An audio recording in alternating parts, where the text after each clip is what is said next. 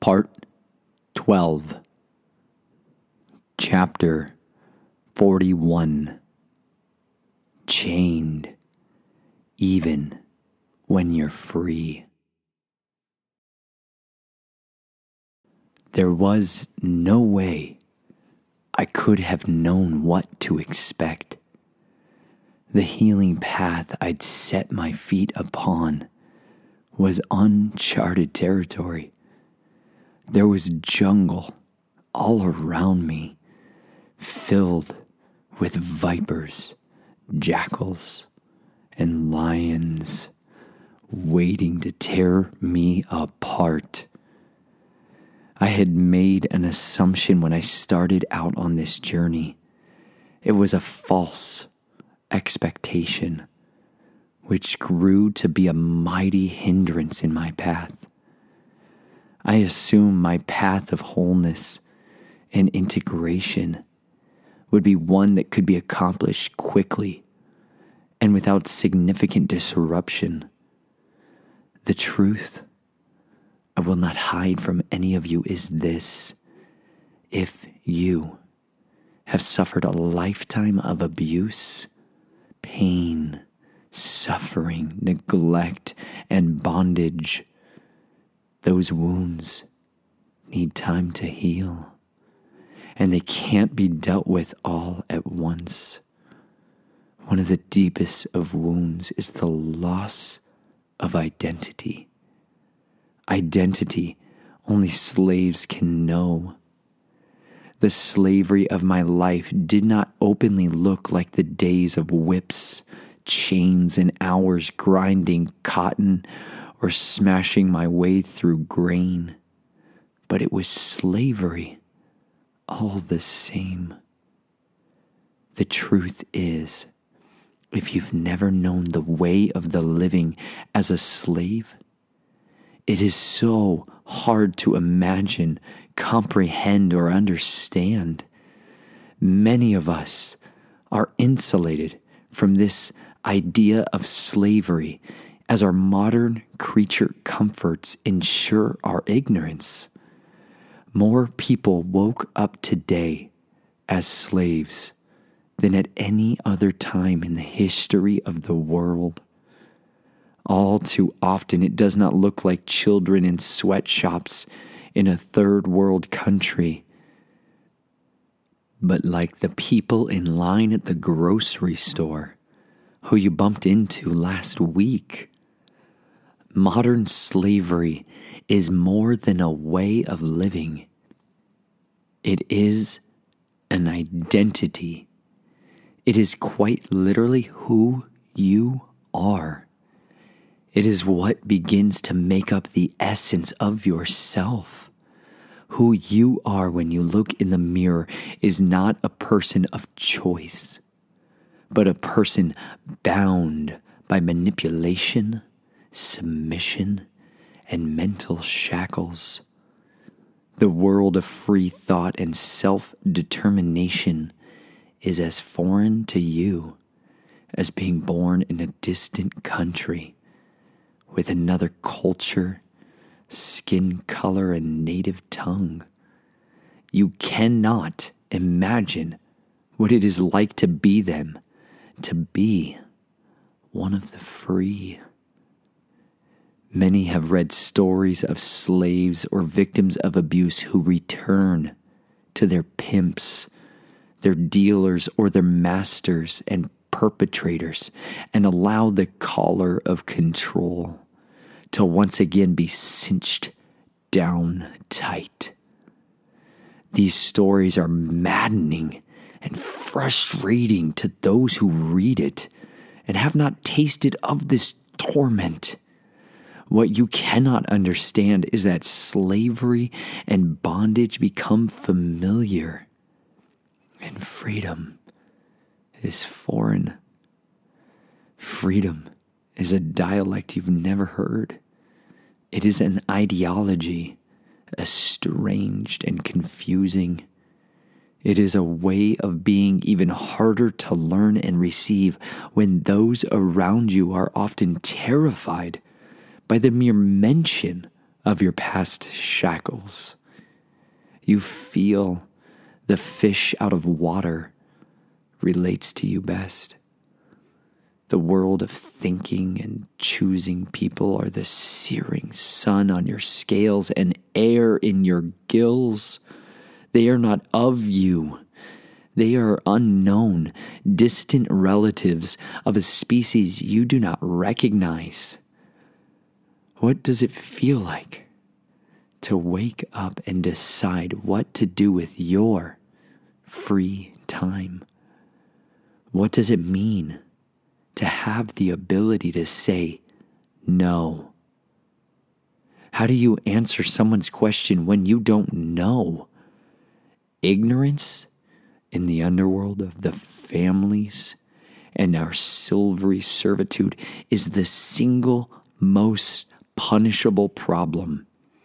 Many mental and physical lashes are doled out, indoctrinating you into an absolute dread of not knowing. So then, how do you think when you are given back a mind that's never known free thought? Some may handle it better than others, but honestly, more often than not, you get sick. It is a sickness which grows as you realize you are outside of the familiar mental shackles. There is no better way for me to describe the sickness to you than nausea, an ache, or the strain of muscle tugging your newly growing piece out of place. It is a pull within you, a lure sunk into your soul which tugs you back towards the familiar world you've known. It clings to the cracks and crevices where you split to survive. The family is familiar. The hunt at night, the smell of sulfur and copper as blood flows, and the diamond-encrusted wires of regret. All you've ever known is their orders and commands. Their words have always defined you. No one ever warned me about the sickness.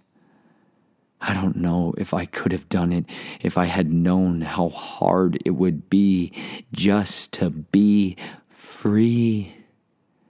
I know it hurt Chelsea to see me struggle and weep, not understanding how to be free and safe and understood.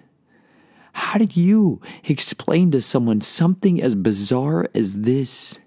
How do you articulate your grieving over the shackles of your former life? How can I admit to people I wept over my loosened chains? I wanted freedom. I needed it, but I did not know it. I did not understand it. I woke up every day and still do and saw the reminders of the shackles. When I looked in the mirror, I saw their marks, the places of perversion where pieces of my soul had rent from the hurt. There were marks like the 2 white scars on my stomach where a knife slid in, or the dozens of track marks where stitches pieced my face back together after the creature nearly tore it off. There were the claws of mad men upon my scalp and between my ears. I wanted to break free and I wanted to be whole, but what would it be like? Would I be happy if I made my own decisions? Would I be content? I had so much fear when I thought these things. It was not until my faith began to bloom in my heart that I saw the truth, which set me free. The truth all of us need to learn is that we are all slaves. None of us were born free.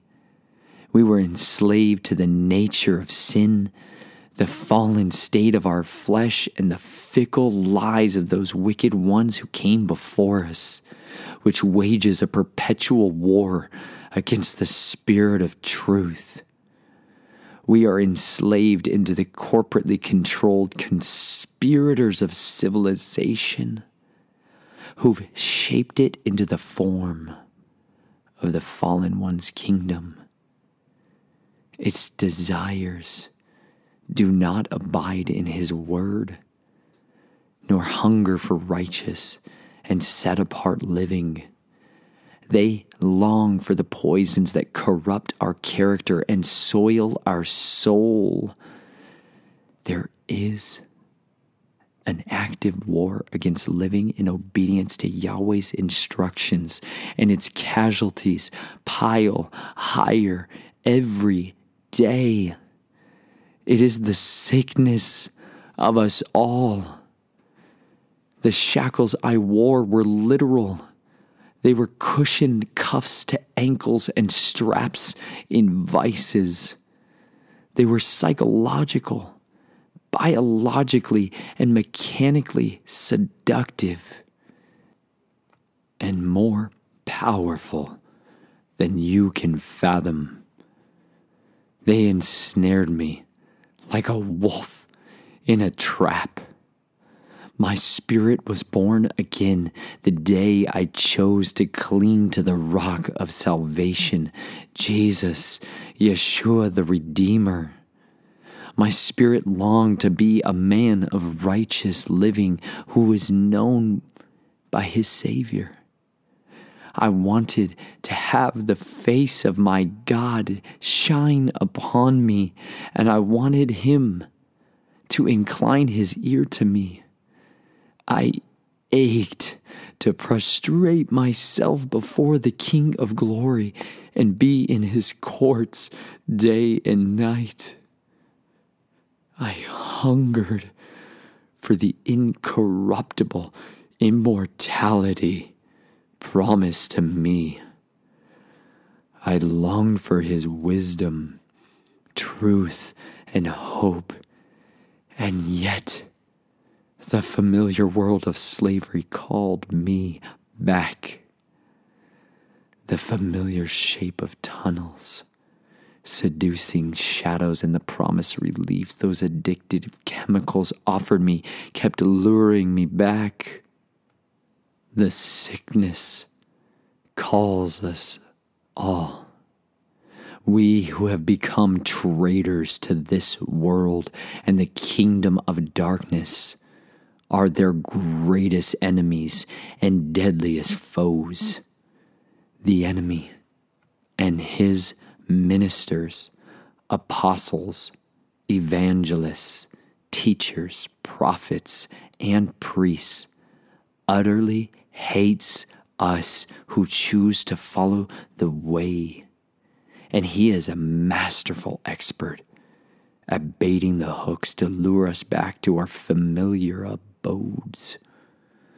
There is only one way to be freed from those shackles forever. What it takes is something that is not appreciated nor endorsed in comfortable corporate Christianity. The cure for this sickness is to fear Yahweh more than anything or anyone else. The absolute, unapproachable holiness of our great Creator must be a consuming fire in our bones. It must burn away the sickness, the doubt, and the lingering longing for a life of tempting touches and familiar feelings. The fear of Yahweh is the beginning of wisdom, and it is the source of freedom from shackles and deceit. It is not just reverence, respect, or trust. It is absolute fear. When you come into the actual presence of the Holy One, you will never be the same. You will experience teeth chattering, pleas for mercy and forgiveness, all the while the purest sense of peace engulfs your soul and clothes you in love. It is the understanding of the Holy One in the presence of an unholy being. It is the one who formed us, all that we must honor, respect, and surrender to. He who made the mouth we use to speak can anoint it for mightier things than we ever thought possible. He who gave us ears to listen and minds to comprehend can provide us with more understanding than 1,000,000 books and 1,000 lifetimes of sacred, secret knowledge can hope to ever divine. The one who set the sun and moon on their circuits can also set our feet on the narrow path of providence and hope. The fear of the set-apart one utterly destroys the lying lures and collars around our throats. It invades our shattered souls and cleanses us with the truth about who we are, for we are no longer children scattered abroad and lost in the world. Our identity is not a church or denomination. It is not the blood in our veins, the position on our resume, or the bills left to be paid. We who come to the Messiah are the people called Israel. We are the redeemed sons and daughters of the living and righteous King of glory. We are rescued. We are loved. We are adored. We are not like this world. We are not its slaves. We are a chosen people, a peculiar royal priesthood. We are to be like Aaron, who stood in the presence of the Holy One and made offerings of praise, prayer, and intercession along with sacrifice. He was anointed for his calling, and we too must be set apart. We must be the intercessors who stand in the gap between the living and the dead. We must be like Abraham and Samuel, who were called out and set apart unto El Shaddai. Abba Yahweh becomes our Father the day we choose to surrender and forsake the kingdom of darkness and leave the kingdom of man behind. It happens on the day we become traitors to this world we no longer love, and enter instead into a covenant with the just one. On that day, we choose to be sojourners who live set apart from the sinfully changing standards of this world and instead look like the Messiah. It cures our cowardice and gives us a greater love than our masters, pills, or porn could ever provide. The cure to these bondages does not come from a 12-step program, special software on our computers, or accountability partners. It will not come from another church retreat, family workshop, or community group. It comes from fearing our Father, getting to know Him, and walking in covenant with Him. It is as we walk with Him that He changes us from who we were into who He is. It comes from surrender and obedience to His ways and not our own. It comes from fixing our eyes upon the one and only true Rabbi, Jesus the Messiah, and walking the way He walked. Freedom comes when cowards become courageous enough to give up and surrender to His instructions and quit giving in to the fickle emotions and feelings which rule our lives. Freedom does not come easily, and it will not happen overnight. I would like to tell you the sickness will never come back, but I will not sugarcoat the truth for the sake of your feelings or my own. Like each of you with your familiar sins and fleshly comforts, the well-dressed counterfeit lion, the father of lies, is always crouching at the door, knocking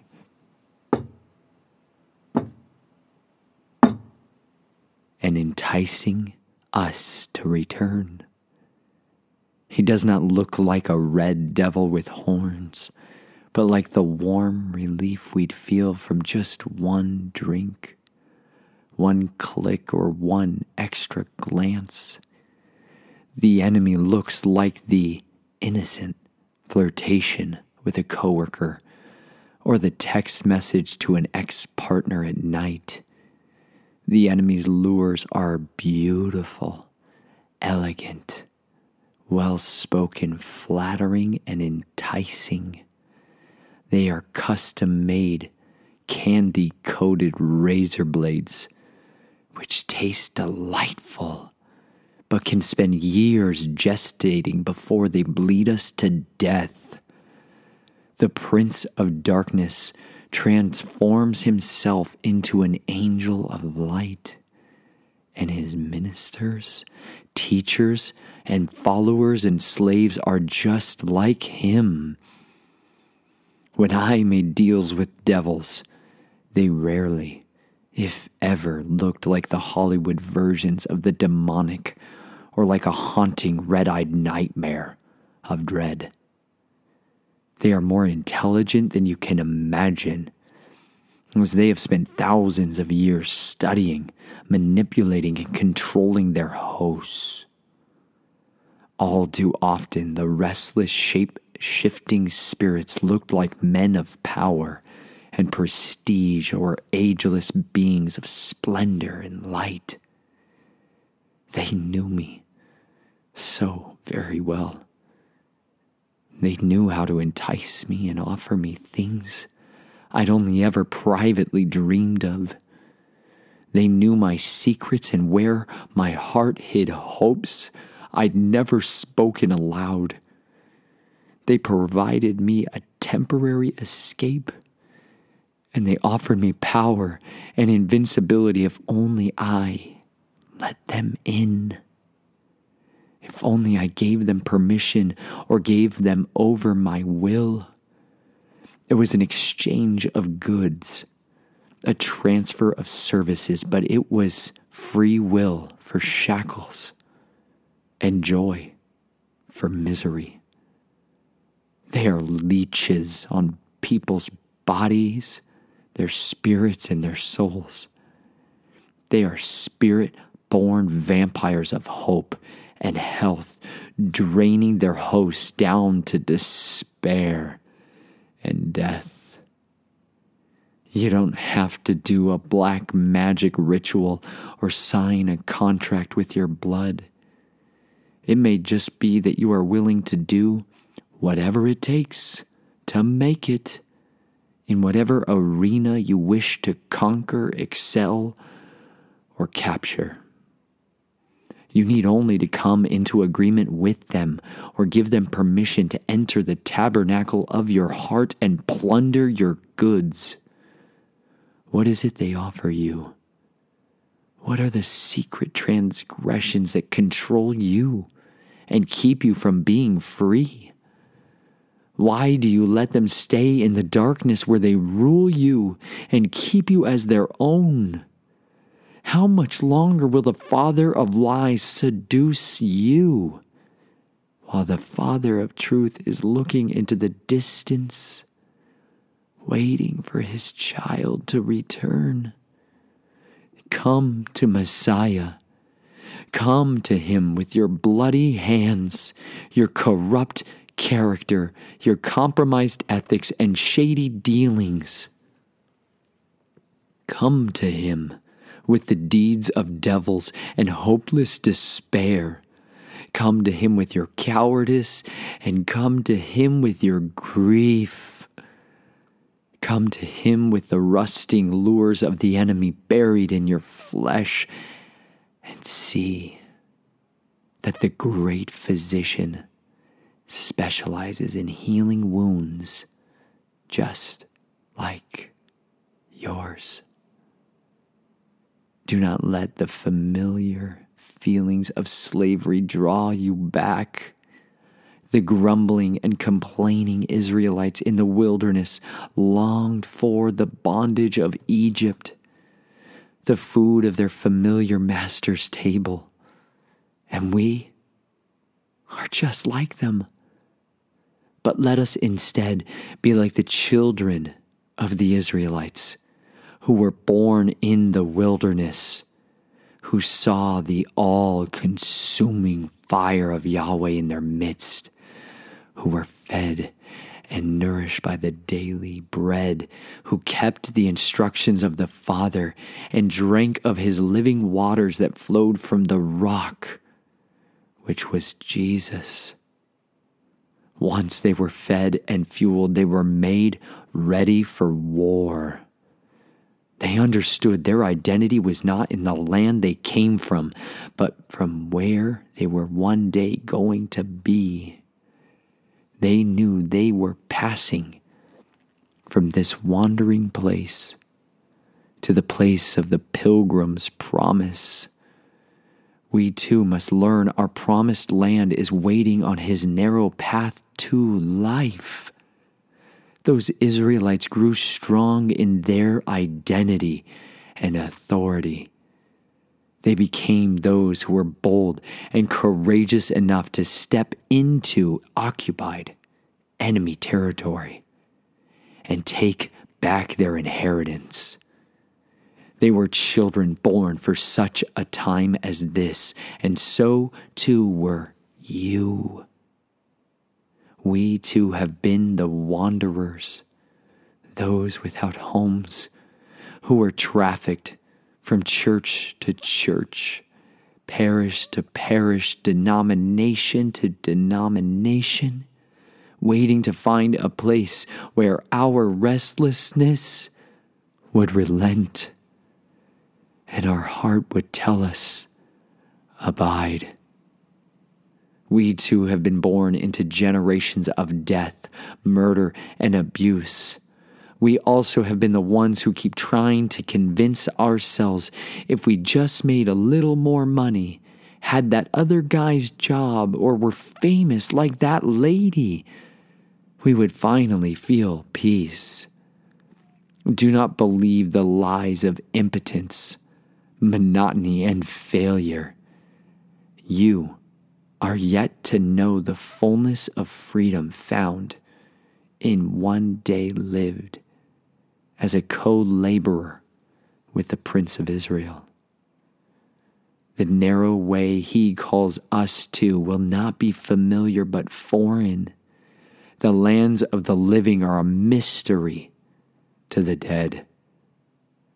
This is why we too must die to this world.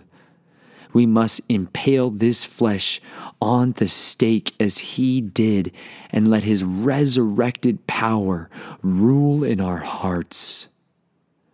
We must no longer be children who walk in darkness, but sons and daughters of the light. It will not be instant. It will not come overnight. If, like James, the brother of Jesus, told us, we endure these trials with all our strength and heart and mind being fixed upon our Redeemer. After it is all over, then we too will receive the prize of salvation and a greater crown of glory. Though it is so much less now, the days still come when I feel the pull, when I feel a familiar lure tugging on my heart, calling me back to the feeling of stalking around monsters in the night. The echo of bullets fired in vengeance, retribution for the deeds they did in the darkness. I think I can bring to the light. The need to see justice brought by my hands and not another lingers still. Instead of hiding this hunger, I deny it its power by speaking the truth. I tell Chelsea or trustworthy others, and I trust them to help me understand and remind me what fruit is born in the underworld, the curses and condemnation along with the loss of my free will. They don't look at me with condemnation when I tell them of the hunger for even destructive things. They cut through me with compassion, patience, and the living scriptures. Eyes fixed forward, I forsake my fallen gaze and set my jaw like flint towards the narrow path of hope. For as I follow the way my Messiah leads me on, and he prepares a place for me in the presence of my enemies. He anoints my head with his priestly oil. He leads me beside still waters. He restores my soul. It is his rod and staff which protect me and comfort me. He makes my fingers ready for battle, and my hands he makes ready for war. He calls me his beloved son and friend. He gives me new desires so that I hunger and thirst for righteousness. He makes my heart yearn for his ways and not my own. Let us each choose whom and what we will serve. It is not for any of us to have our feet in two worlds. We cannot be children of the gray. We will all be children of light or darkness. The Father will spit out of his mouth all those who abide in the space in between. The fence sitters and their children will suffer tremendously for their lack of commitment. Instead, I learn to wake up and choose each day whom I will serve. Who will you serve today? The familiar feelings or the Father of redemption? The reason I speak these secrets and am willing to suffer the consequences for what I have done and was made to do is because a truth was revealed to me which I can never forget. I knew no matter how much power, weaponry, wealth, or women I could have through my family rights or familiar spirits, I had become and would always be there, vampiric slave.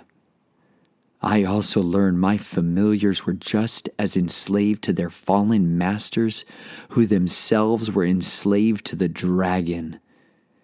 And even that serpent of old is not his own master, but all the heavenly host, both the holy and reviled, are still legally bound to fulfill the instructions, prophecy, and commandments of Yahweh.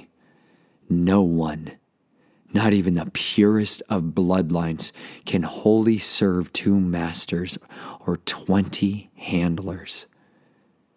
It is because of these revealed truths I freely decided to renounce my spiritual and physical agreements with my family's oaths, guardians, and familiars. And by Jesus' authority, they were cast out of me and my children, and those agreements will be destroyed.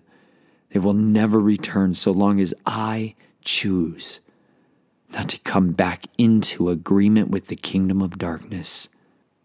Now, I know I am already a dead man, marked by the same wicked and wounded wolves who raised me.